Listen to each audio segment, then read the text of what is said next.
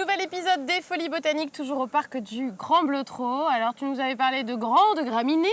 Exactement, le labyrinthe des graminées ou labyrinthe des bambous. Ah voilà, c'est ça, le bambou c'est une grande graminée. Voilà, le bambou c'est une grande herbe, ce qui fait qu'elle n'a pas plein de fleurs, enfin en tout cas elle n'a pas des fleurs chaque année, comme les toutes herbes ou comme le blé ou comme le riz qu'on a vu. Elle grandit, elle fleurit, puis le jour où elle fleurit, le lendemain elle est morte.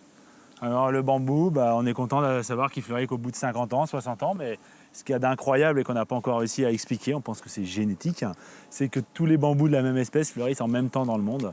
Et du coup, ils meurent tous en même temps dans le monde, c'est assez étonnant. Même séparés comme ça, ils savent, ils sont programmés telle année. Des jumeaux, quoi, c'est ça. Exactement. Okay. Et donc, on va rentrer plus dans les bambous tout à l'heure, peut-être qu'on en reparlera, mais on a deux très très beaux arbres du Grand Bleutrot qui sont ici, dans un parc dans lequel il y a quand même pas mal de très beaux sujets. Ici, tu vois, avec l'écorce qui est dur, très très épaisse. En effet, je vais le essayer chêne de liège. montrer de près avec ma petite C'est un caméra. chêne. Et c'est un chêne qui a les feuilles du chêne vert, un petit peu, tu te rappelles qu'on avait vu. Ouais, au parc des Oblates. Voilà, sauf que là, c'est un chêne liège. Et donc l'écorce est très épaisse et fait du liège. Faire des bouchons de liège. Exactement. Ouais. Et donc on le C'est un peu au chômage technique les chênes lièges maintenant, parce qu'on Ouais. fait des bouchons en plastique. Alors on le découpe sur 3-4 mètres de haut, on défait l'écorce, ça c'est là-dedans effectivement qu'on va utiliser le liège. On peut faire des isolations aussi de maison en liège. Oui. On peut l'utiliser comme Des isolant. beaux petits tableaux où on pique des affiches. Et voilà, par exemple, parce que ça a cette capacité d'être très très léger, un peu mou. Oui. Et voilà. Et donc mais dans le monde entier, il pousse quasiment qu'au Portugal, Espagne, sud de la France, Maroc, Tunisie, et c'est tout. Hein. D'accord. Et pas du tout en Belgique. Non, par exemple, non. Dommage. Parce que Pour le liège. tu aurais pu me dire à quoi. Tu t'y attendais pas. Non. Et à ton avis, à quoi ça peut servir le liège? Je vais dire des bêtises comme ça, nos amis J'ai dit au bouchon. D'accord, Ah oui, mais d'accord. l'arbre, il s'est pas dit tiens, j'avais un intérêt économique à un jour vendre des bouchons. Non, je sais pas. Et bien dans le sud, qu'est-ce qui se passe par rapport à Liège, par exemple, à la Belgique? Je ne sais pas, je comprends pas. Il y a des incendies dans la forêt. Ah, ça. Et du coup, comme c'est un très bon isolant thermique, l'incendie il passe, il brûle tout ce qu'il y a autour, et lui à l'intérieur, il ne brûle pas. Ah. Et donc juste après l'incendie, il continue de pousser et il gêne tous ses voisins. Enfin, il gêne. Il prend la place. Et donc c'est un arbre qu'on dit pyrophile, c'est-à-dire qu'il aime le feu. On Voilà. fait du latin avec vous aussi, Exactement. avec toi.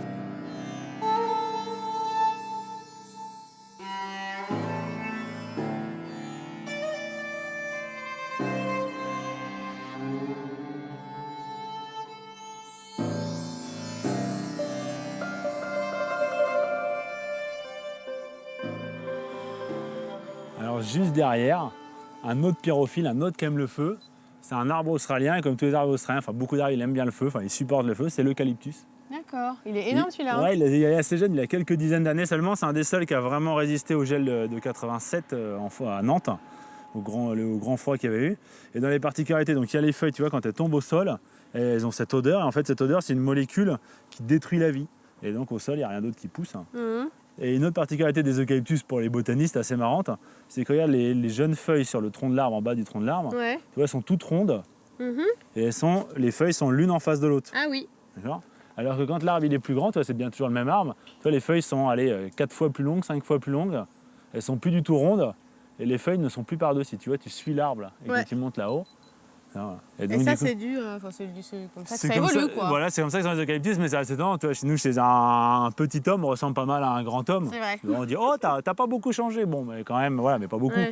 On dit que l'eucalyptus, les feuilles n'ont rien à voir. C'est-à-dire que celui qui découvre ça comme arbre, il pourrait croire qu'il a découvert complètement une autre espèce, que c'est feuilles tout en long. Et c'est bien le même. Voilà, pour brillance aussi, on dit que c'est du dimorphisme foliaire, n'est-ce pas? Pour dire qu'il y a C'est deux dur à formes replacer, de hein. feuilles, On dit morphisme foliaire. tout simplement. On va voir un petit peu les On bambous. va s'avancer.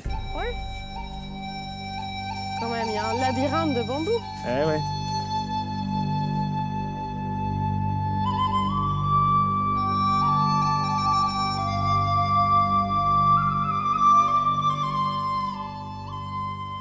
On va se mettre à l'abri Allez. au On va milieu des avancer. bambous. Exactement, donc cette Dans grande cette herbe. cachette. Cette herbe géante. Hein, c'est c'est étonnant génial. quand on est ici. Hein. On se demande où on est. Tu Oui. connaissais pas. Hein. Non, je n'étais jamais allée Toi qui as jusque-là. écrit un livre sur les jardins nantais, on avait réussi à ne pas te montrer ce petit endroit C'est qui est un ça. peu notre secret maison, mais dans On dirait lequel une tout le monde a le droit de cachette. venir. Mais oui, c'est pour ça qu'il faut venir au labyrinthe tropical, il faut venir au labyrinthe de bambou. Et le bambou, c'est là qu'on voit, c'est vraiment une plante complètement incroyable. Ça pousse en quelques jours, la chaume fait cette taille-là.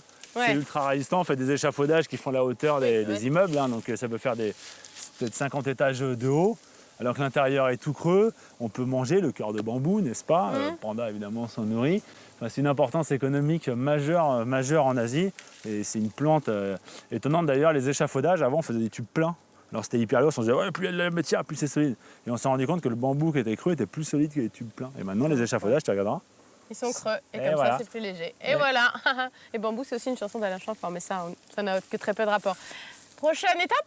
Allez, comme on était dans les bambous, on va continuer dans les plantes utilitaires. Ah, les plantes qui ont une utilité. Donc ça sera ça. Voilà. Allez, à la prochaine.